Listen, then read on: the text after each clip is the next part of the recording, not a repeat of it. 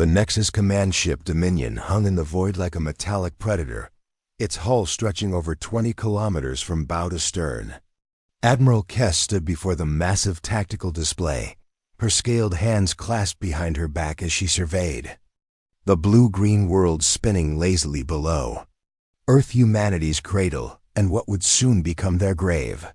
"Status report," Kess commanded, her voice echoing through the bridge's crystalline corridors.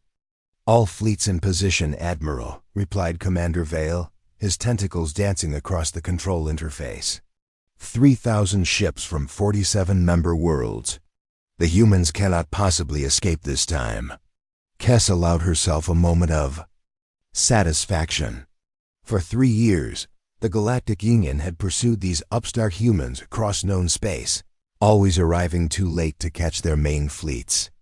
The humans had proven surprisingly resourceful, their small ships darting between star systems like insects, striking supply convoys and vanishing before reinforcements could arrive.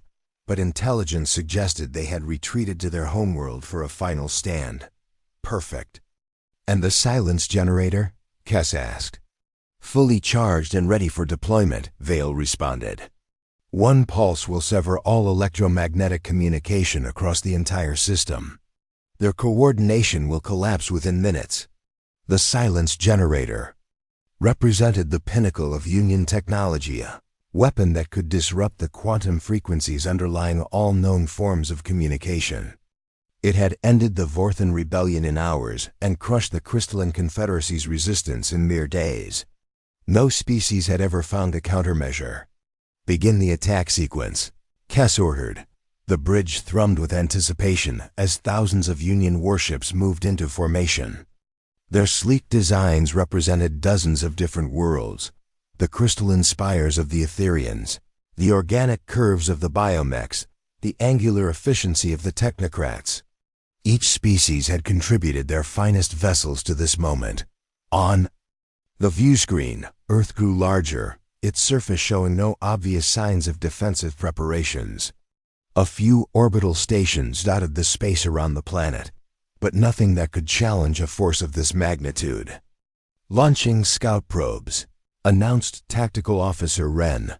A dozen small vessels streaked toward the planet, their sensors sweeping for hidden weapons platforms or cloaked fleets.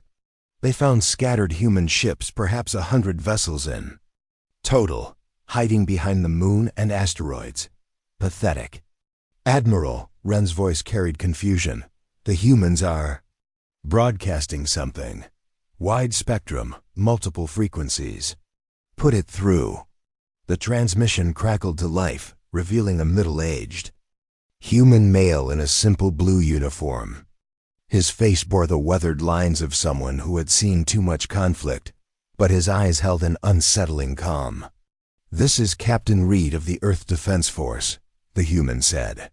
"To all Union vessels, you are not welcome in this system. Withdraw immediately, or face consequences you cannot imagine." Laughter rippled across the Nexus bridge. The audacity was almost admirable. "Record our response," Kess commanded. The transmission opened, and she stepped forward. "Human Captain Reed, I am Admiral Kess of the Galactic Union Fleet. You are outnumbered. 30-1. Surrender now, and your deaths will be swift." Reed's image flickered slightly, then stabilized. When he spoke again, something had changed in his expression, a flicker of what might have been pity. "Admiral, you misunderstand the situation entirely. We're not outnumbered, you are. Every great bond starts with a single moment of courage. HFY Chronicle Stories is just beginning, and your support matters. If you love emotional sci-fi tales, forbidden connections, and stories that stay with you, hit subscribe. It's free, and it helps us bring more stories from the stars to you." Before Kess could respond, Reed continued. "You've spent 3 years chasing our military fleets, thinking you understood human warfare. But you never asked the right question: why? Did we keep running? We weren't fleeing, Admiral. We were buying time. Time for what?" Kess demanded. Reed smiled, and the expression sent an inexplicable chill through every being on the bridge. Time for our prototype to come online. The silence that followed Reed's words stretched like a taut wire across space. Admiral Kess studied the human's face on the view screen, searching for signs of deception or desperation. She found neither. "Activate the silence generator," she commanded. "End this charade." Commander Vale's tentacles flew across the control matrix. The massive weapon built into the Dominion's core hummed to life, drawing power from the ship's primary reactors. Throughout the Union fleet, similar devices aboard smaller vessels began their synchronized charge sequence. "Generator at full power," Vale reported. "Initiating pulse in 3.2.1. The wave erupted outward from the Union fleet like an invisible tsunami, racing toward Earth at the speed of light. Every communication relay, every quantum transmitter, every electromagnetic signal should have died in that instant. The humans should have been rendered deaf and blind, their coordination shattered. Instead, Reed continued speaking without interruption. "You see, Admiral, your silence generator works on a fascinating principle: quantum frequency disruption. Very elegant. We've been studying the wreckage of ships from species you've conquered. The Vorthans were particularly helpful, even after death." Kess felt the first flutter of unease. "Impossible. No communication can survive the generators." "Pulse, you're absolutely correct," Reed agreed. "No known communication can survive it. But humans have always had a talent for finding new ways to connect." On the tactical display, something unprecedented was happening. The human ships scattered throughout the system were moving in perfect coordination, despite the ongoing silence. Pulse. More disturbing, new contacts were appearing on sensor ships that hadn't been there moments before. "Report." Kess snapped. "Unknown contacts emerging from everywhere," Wren stammered. "Behind asteroids, inside the magnetosphere. Some appear to be emerging from the planet's surface itself." The view screen split to show multiple angles. Human vessels were indeed rising from Earth's oceans, shedding water like emerging whales. Others detached from what had appeared to be space debris or inactive satellites. Within minutes, the human fleet had grown from 100 ships to over 1,000. "Still think we're outnumbered?" Reed asked. "Numbers mean nothing without coordination," Kess replied, though her confidence was wavering. "Your ships cannot communicate through our jamming." "Can't they?" Reed gestured to someone off screen. "Watch." The human fleet began to move as one organism. Ships that should have been operating in isolation executed complex maneuvers with precision that suggested instantaneous communication. They formed attack patterns that flowed like living things, adapting to the Union fleet's formation changes in real time. "How?" Vale whispered. Reed's smile widened. "Admiral, you've been thinking about communication all wrong. You focus on electromagnetic signals, quantum frequencies, traditional physics. But humans learned long ago that connection isn't just about technology. More human ships were appearing, seeming to materialize from empty space. The tactical display showed them emerging from camouflaged positions throughout the asteroid belt, from hiding spots behind the system's outer planets, from locations that should have been impossible to reach without detection. "Our prototype isn't a weapon, Admiral. It's something far more dangerous to those who would enslave others." Reed paused, and when he continued, his voice carried the weight of absolute certainty. "It's perfect human unity." The implications hit Kess like a physical blow. "You mean?" "Every human in this system is connected," Reed confirmed. "Not through technology you can disrupt, but through something deeper. We call it the empathic network, a quantum entanglement of human consciousness itself. When one of us thinks, we all think. When one of us sees, we all see." The Union fleet's advantage was evaporating before Kess's eyes. Against an enemy that shared a collective consciousness, traditional tactics were worse than useless. They were predictable. Every move, The Union forces made was known and countered before it was complete. That's impossible, Kes protested. Biological minds cannot achieve quantum entanglement at the macroscopic level. Tell that to the humans who've been practicing meditation and mental connection for thousands of years, Reed replied. Tell it to our twins who finish each other's sentences, our mothers who know when their children are in danger across vast distances, our lovers who sense each other's pain. We just needed to scale it up. On the display, the human fleet had completed its deployment. Nearly 2,000 ships now surrounded the Union forces, moving with the fluid grace of a school of fish or a flock of birds. Each vessel seemed to know exactly where every other vessel was, their formation shifting and adapting in ways that defied conventional understanding. The prototype has been active for 6 months, Reed continued. Every human who volunteered for the connection helped us refine it. We learned to think as one while remaining individuals, to share knowledge and instinct across impossible distances. Kes realized with growing horror that they had walked into a trap, designed by a collective intelligence that had been observing and learning from their every move for months. The Union fleet found itself surrounded by an enemy that moved like liquid mercury through space. Admiral Kes watched in growing alarm as human ships executed maneuvers that should have required extensive planning and communication, all while her silence generator continued its relentless jamming of every known frequency. All ships, attack formation Delta. She commanded through hardline connections to her flag captains. The response was immediate but futile. As Union vessels began their approach vectors, the human ships flowed around them like water around stones. What should have been a coordinated assault became a confused melee as human forces seemed to anticipate every tactical decision before it was fully implemented. They're reading our formations in real time, reported Commander Vale, his tentacles trembling with stress. It's as if they know our orders before we give them. Captain Reed's image remained steady on the view screen, his expression patient and almost sympathetic. You're learning the hard way, Admiral.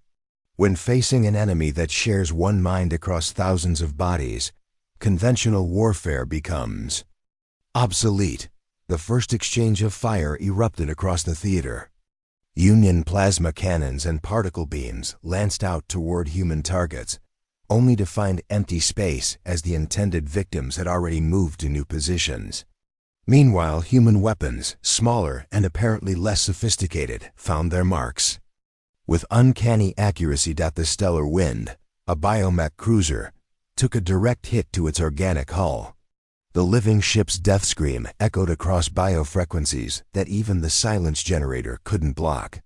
3 more Union vessels followed within seconds, their crews never understanding how the humans had known exactly where to aim. Status report, Kes demanded. We've lost 12 ships in the first engagement, Wren announced, his voice tight with disbelief. Human losses ... none detected. Impossible. I'm afraid it's quite possible, Reed interjected. You see, Admiral, when every human pilot can see through every other human pilot's eyes, dogfighting becomes less about individual skill and more about collective awareness. Your pilots are fighting thousands of opponents simultaneously, while each of ours has the support of the entire network.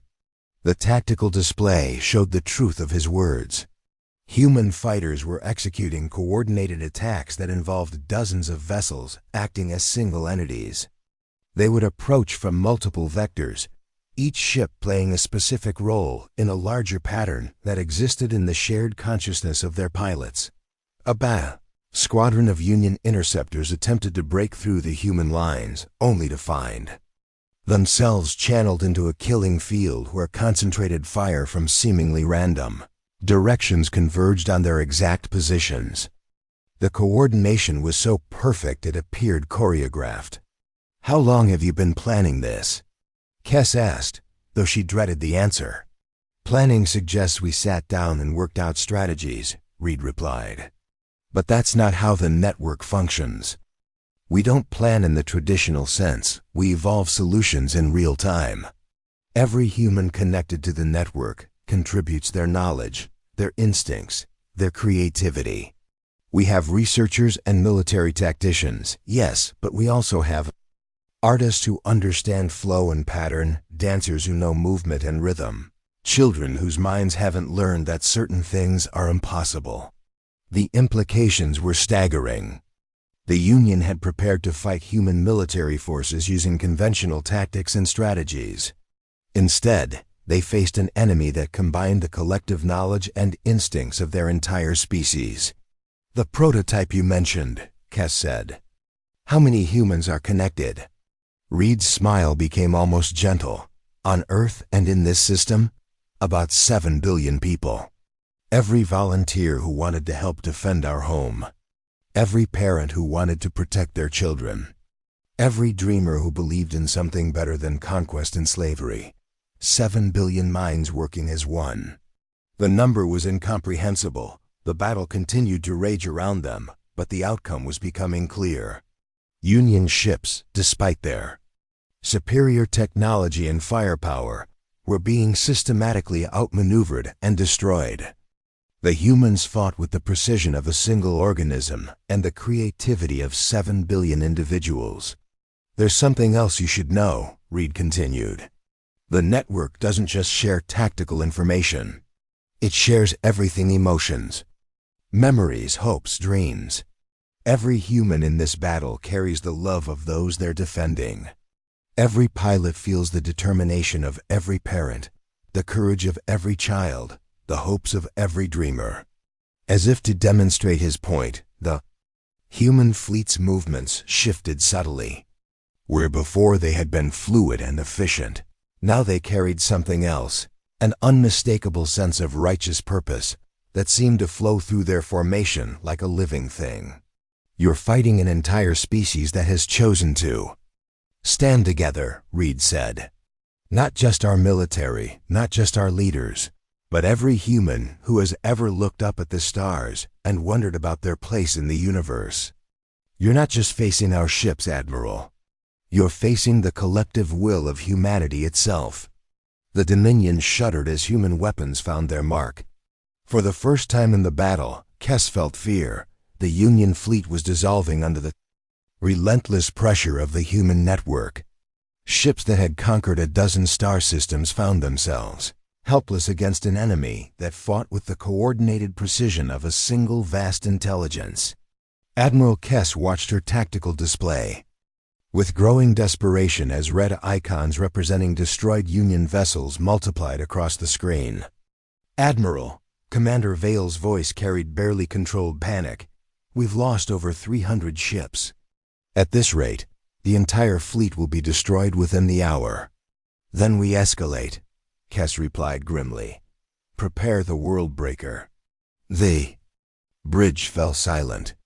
The World Breaker was the Union's ultimate weapon, a device capable of destabilizing a planet's core and rendering entire worlds uninhabitable.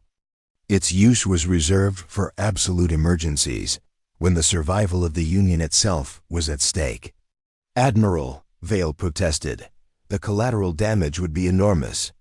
Billions of innocent civilians are already connected to this network," Kes finished. "They've chosen their side, Commander. Signal all ships to withdraw to minimum safe distance." On the view screen, Captain Reed's expression had shifted subtly.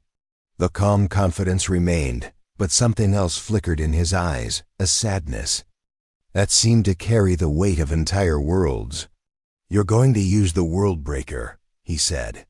It wasn't a question. "You gave me no choice," Kes replied. "Your network may coordinate your ships perfectly, but it cannot save your planet from complete annihilation." "You're right," Reed admitted. "The network cannot stop a weapon designed to crack planets in half. But you're making the same mistake. You've made from the beginning, Admiral. You still don't understand what you're really fighting." The human fleet began to pull back from the Union forces, not in retreat, but in a coordinated withdrawal that left clear firing lanes toward Earth. It was as if they were deliberately making the Worldbreaker's job easier. Worldbreaker charged. "And ready," reported the weapons officer. "Fire," Kess commanded. The massive energy beam lanced out from the Dominion, a focused stream of gravitational distortion that could punch through planetary crust and trigger seismic events capable of shattering worlds. It struck Earth's northern hemisphere, boring deep into the crust with unstoppable force. For a moment, Kess allowed herself to believe the battle was over. Then the impossible happened. The Worldbreaker beam began to dissipate. "Report!" she shouted. "The beam is losing coherence," the weapons officer stammered. "Energy readings are dropping across all spectrums. Something is ... absorbing the gravitational distortion." On the view screen, Earth remained intact. More than intact, the planet seemed to be glowing with a soft, warm light that hadn't been there before. "How?" Kess whispered. "Reed's image had changed again." The sadness was still there, but it was joined by something else, a fierce pride that seemed to radiate from the screen. "You keep thinking of the network as just a military communication system," he said. "But it's so much more than that. 7 billion minds working together don't just coordinate ships and weapons. They coordinate everything." The glow around Earth was intensifying, and sensors were detecting energy patterns unlike anything in Union databases. "Every human connected to the network contributes their will, their determination, their refusal to give up," Reed continued. 7 billion people who have chosen to stand together, to protect each other, to fight for something greater than themselves. That kind of collective determination has power you can't measure with your instruments. The truth hit Kess like a physical blow. "You're using collective human will as an energy source." "Not using," Reed corrected. "Channeling.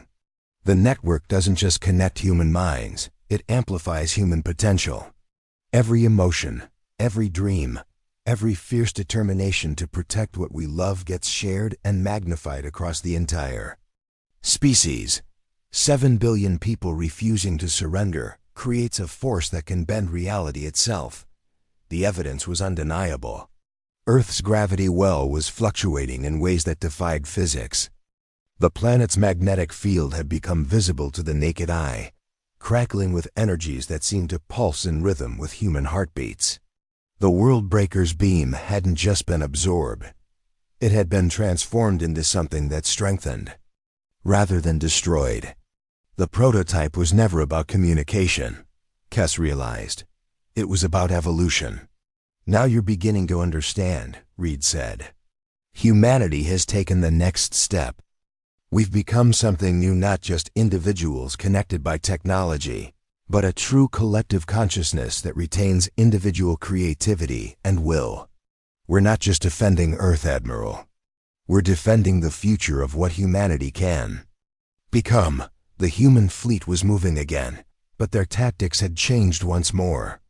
Where before they had fought with precision and coordination, now they moved with something approaching transcendence. Their ships seemed to bend space around them, appearing and disappearing in patterns that made no sense according to known physics. "All Union ships," Kess broadcast on emergency frequencies. "Full retreat, maximum burn, get us out of this system." But as the Union fleet turned to flee, they discovered something that made Kess's blood run cold. The humans weren't just letting them go. They were hurting them, guiding their retreat along specific vectors with the gentle but implacable pressure of a force that had moved beyond conventional warfare entirely. "Where are they taking us?" Vale asked. Reed answered from the view screen, his voice now carrying harmonics that suggested multiple people speaking in perfect unison. "Home, Admiral. You're going home to tell the Union what you've learned here today. Tell them that humanity has evolved. Tell them that we're no longer just another species to be conquered. Tell them that we've become something unprecedented in the galaxy, a collective consciousness that chooses cooperation over domination, unity over conquest." The Union fleet found itself accelerated out of the solar system by forces they couldn't understand. Their ships unharmed but forever changed by what they had witnessed. 3 months after the Battle of Earth, Admiral Kess stood before the Galactic Union High Council in the crystalline chambers of Nexus Prime. The assembled representatives of 47 species watched her with expressions ranging from skepticism to barely contained panic. Word of the Union fleet's unprecedented defeat had spread throughout known space, and the implications were reshaping the political landscape of the galaxy. "Impossible," declared Councillor Thex, his crystalline form refracting the chamber's light into prismatic patterns. "No biological species can achieve collective consciousness while maintaining individual identity." "The physics alone, the physics have changed," Kess interrupted, her voice carrying a weariness that spoke of sleepless nights spent analyzing sensor data that defied everything they thought they knew about reality. "The humans haven't just developed new technology. They've evolved into something entirely unprecedented." She activated the holographic display, showing recordings from the battle. The assembled counselors watched in silence as human ships moved with impossible coordination, as Earth itself absorbed the World Breaker's devastating energy and transformed it into something protective rather than destructive. 7 billion minds, Kess continued, unified in purpose but not in thought. Each human retains their individual creativity, their personal desires and dreams, while simultaneously participating in a collective consciousness that can channel their combined will into physical force. Counselor Venn, speaking for the biomech collective, leaned forward with interest. "You're describing a hybrid form of consciousness, individual and collective simultaneously. Our own hive minds require the sacrifice of individual thought. How do they maintain both?" "We don't fully understand the mechanism," Kess admitted, "but the results speak for themselves. They can coordinate the movements of thousands of vessels with perfect precision. They can pool their emotional and psychological energy to create physical effects that border on the miraculous. And perhaps most importantly, they've done this while preserving what makes each human unique." The chamber erupted in discussion as representatives conferred in dozens of languages. The implications were staggering. If humanity had truly evolved beyond traditional biological limitations, it meant the entire foundation of galactic civilization was about to shift. "What are their intentions?" asked Counselor Morix, her tentacles writhing with anxiety. "Do they plan to expand their territory? Conquer other species?" Kess had anticipated this question. According to their communications, they have no interest in conquest.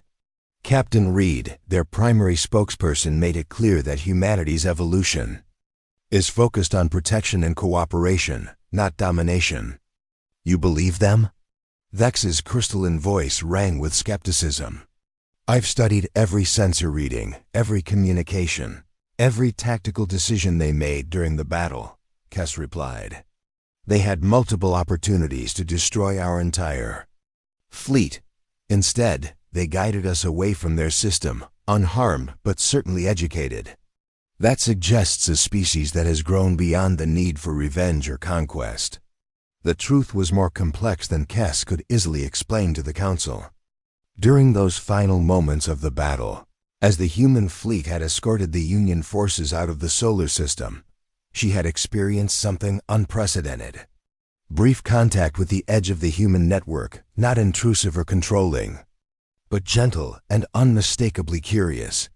For just an instant, she had felt what it was like to be connected to 7 billion minds, all choosing hope over fear, cooperation over conflict. "There's something else," Kess added. "They've offered to share their evolution." The chamber fell silent. "Not forced conversion," she clarified quickly. Reed was very specific about that. "They're offering to help other species develop their own forms of collective consciousness, tailored to each species' unique biology and psychology. They believe that evolution toward unity is the next step for all intelligent life." Counselor Thex's form flickered with agitation. And if we refuse? Then they'll respect that choice and leave us alone, Cass said. They've established clear boundaries around their territory and have no apparent interest in expansion beyond those limits. But they've also made it clear that they won't tolerate attempts at conquest or enslavement of any species, not just humanity. The political implications were staggering. The Union's power had always rested on military superiority and the threat of conquest. If humanity could and would defend other species from Union expansion, the entire structure of galactic politics would have to change. What do you recommend, Admiral? Asked the Council's presiding officer. Cass had spent months considering this question. We adapt, she said finally. The age of conquest is ending whether we acknowledge it or not. Humanity has shown us a different path, one based on voluntary cooperation rather than forced submission. We can either evolve alongside them or find ourselves increasingly isolated as other species choose unity over domination. The debate that followed would rage for weeks, but the outcome was inevitable. The galaxy had witnessed the birth of something unprecedented, species that had transcended individual limitations without sacrificing individual identity, that had chosen cooperation as the foundation of their evolution. In the months that followed, 17 species would formally request assistance in developing their own collective consciousness networks. The Galactic Union would gradually transform from an empire based on conquest to a cooperative alliance based on mutual benefit. And at the center of it all, humanity continued to evolve, their network growing stronger and more sophisticated with each passing day. They had become living proof that the next step in evolution wasn't about becoming more powerful than others, but about becoming more connected to each other. The age of individual species competing for dominance was ending. The age of collective consciousness choosing cooperation had begun. And it had all started with humanity's simple but profound realization that their greatest strength lay not in their weapons or their technology, but in their willingness to stand together as one while remaining beautifully, uniquely human. Their super weapon had indeed failed, because Earth's prototype had always been active, waiting in the hearts and minds of 7 billion people who chose to believe that together they could become something greater than the sum of their parts.